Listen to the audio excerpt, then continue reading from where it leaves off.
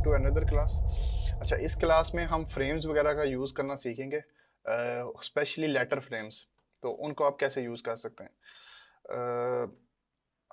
यहाँ पर आप सबसे पहले आप अपने एलिमेंट्स पे क्लिक करें तो आपको नीचे जाएं तो आपको यहाँ पे फ्रेम्स मिल जाएंगे।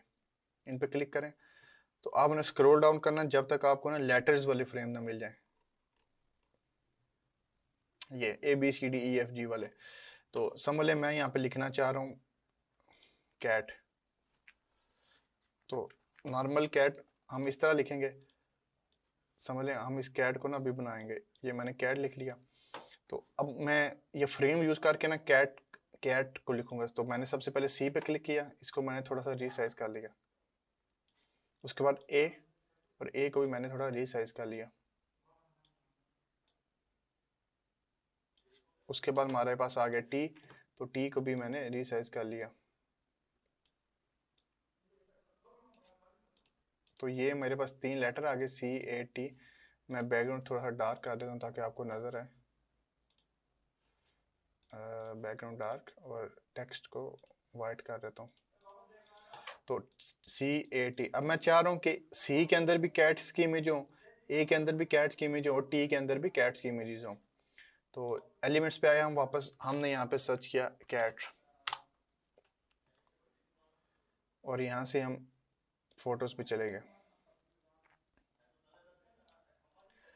तो यहाँ से हमने पहले एक इस इमेज को ड्रॉप किया कैनवस पे। अच्छा, कैनवा ने ना ये कुछ सेटिंग की हुई है, तो अगर तो आप डायरेक्ट बैकग्राउंड पे ड्रॉप करेंगे तो वो बैकग्राउंड को रिप्लेस कर देगी इमेज। अगर आप उस टेक्स्ट या अगर आपने कोई फ्रेम रखा उसके अंदर ड्रॉप करेंगे ना तो वो उस फ्रेम को रिप्लेस कर देगी। अगर आप चाहते हैं सिर्फ कैनवस पे आए और किसी जगह फिक्स ना हो तो आपने सिर्फ वन टाइम क्लिक करना है। अब मैं इसको चाह रहा हूँ सी के अंदर डालने के, तो मैंने उठाना है और इसके सी के अंदर ड्रॉप करना है। तो ये मेरे पास सी में ना,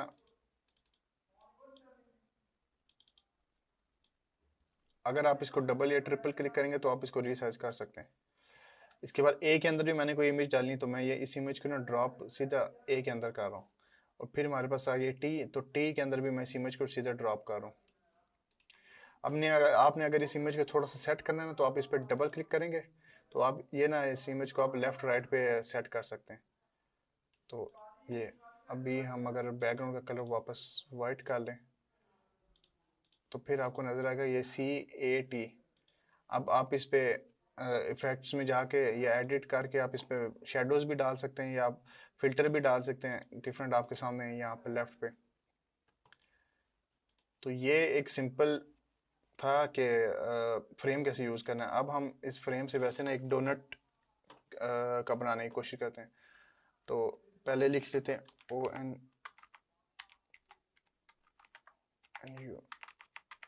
ONUT, पीछे D बज गया। तो D का हम यहाँ से फ्रेम एलिमेंट्स में जाएंगे, नीचे स्क्रॉल करेंगे, फ्रेम में जाएंगे और यहाँ पर हम D उठा लेंगे।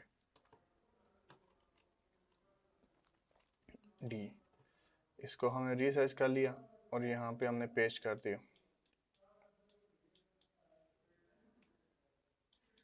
अब हमने एक डोनट की इमेज उठानी है, तो हमने एलिमेंट्स में जाए, डोनट टाइप सर्च बार में टाइप किया, और हम ग्राफिक्स भी वैसे ठीक लग रहा है, मैं एक ड्रॉप करके देख लेता हूँ। ट्रैफिक भी ठीक लग रहा है, लेकिन देखते हैं कोई इमेज मिली तो वो हम फोटोज में से निकाल लेते हैं।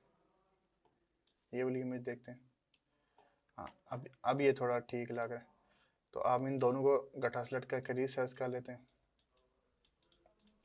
और इसकी जगह कोई हम स्क्रिप्ट फॉन्ट ले लेते हैं। स्क्रिप्ट फॉन्ट कौन सा होता है? जो हमारी हैंड राइटिंग के करीब करीब का होता है। तो ये वाला देख लेते हैं। हाँ, ये वैसे ठीक लग रहा है। तो ये करके आप इस कैट के टेक्स्ट को डिलीट कर दें। तो ये आपको समझ आ गई कि आपने इस फ्रेम को कैसे यूज़ करना है। इसका कलर बेशक आप लाइट ब्राउन कर दें इमेज में से और इसको रीसाइज कर दें।